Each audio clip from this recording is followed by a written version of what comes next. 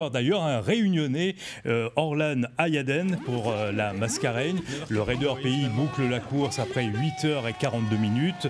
Orlan Ayaden, militaire de carrière, habite La Réunion depuis quelques années. Il est un habitué des sentiers Mascareigne. C'est la course la plus courte, la plus rapide, partie de Helbourg, dans le cercle de Salazie la nuit dernière. C'était à 1h du matin. Il y avait sur la ligne de départ 1519 trailers et parmi eux, nos deux journalistes, Henri-Claude Elma, Willy Fontaine. Reportage. 70 km dans les jambes, 8h42 passées dans les sentiers. Et à la Redoute, sur la ligne d'arrivée, le salut militaire du parachutiste et le cri de rage de la victoire. Persévérance, abnégation, voilà, c'est des mots qui me sont chers. Donc il me tenait à cœur de refaire la Mascareigne cette année. Le niveau était stratosphérique. J'ai tout donné et j'ai plus rien à donner.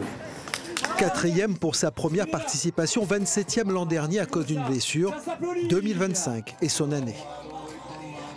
Le trail de minuit que j'ai gagné, l'Ultra Ariège qui faisait office des championnats transmilitaires et la Mascareigne. La boucle est bouclée. Il n'aime pas perdre. Donc je pense que tant qu'il n'aurait pas gagné, il aurait continué de la faire.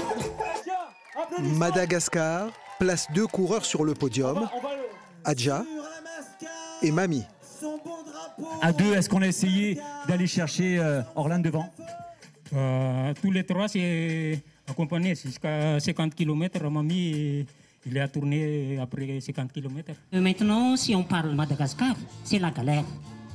Donc, pourquoi pas, envers le sport, on parle Madagascar. 2 podiums sur le Grand Raid. 1h du matin à Helbourg, 1500 coureurs s'élancent dans un bouquet de lumière. Le son du secousse. Devant eux, 4000 mètres de dénivelé positif. La plaine des Merles est le point culminant de l'épreuve. Il fait très très froid. Mais sinon ça va, le temps est bon. Ça va. Après 2 heures de course, Ça va. deuxième pointage. Oui, ça va. Les deux Malgaches sont en tête. Attendez les locaux les gars, hein. On se perd pas les gars. Oui, voilà. Zéro risque. Hein. Laissez revenir derrière les gars, laissez revenir. Un rapide ravitaillement avant d'attaquer Mafate par le sentier scout. Vincent Perrault est alors 3e, Jonathan Noiro 4e. On a écouté un peu le coach, du coup on a parti prudemment. Oui. Et là maintenant on va s'amuser. Comment il se passe pour l'instant? Super. Ouais. Bien. Ouais, franchement, ouais, très bien, bonne situation. Ouais. Mais la course commence après 2 dames, je pense. Devant, la descente vers Horaire. 2 bras et la rude montée vers Dodane. Dossard devant.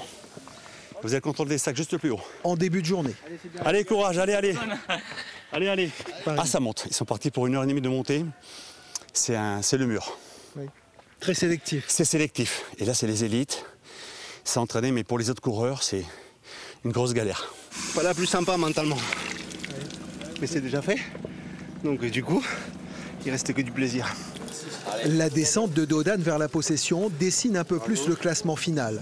Moment délicat pour Jonathan Noiro et la forme olympique pour Orlan Ayaden. Ça va, un petit peu dans le dur, mais ça va. Ouais. Mais la course pour qu'on finisse? Non, un bon ravitaillement, change les chaussures maintenant. Oui. Et c'est fini au mental maintenant. Dernière ligne droite, la plus dure, la plus compliquée, la plus technique. Une des plus techniques. J'appréhende un peu. Voilà, on va tout donner. La course, elle est très très loin d'être finie. C'est ma 3e participation, donc je sais de quoi je parle.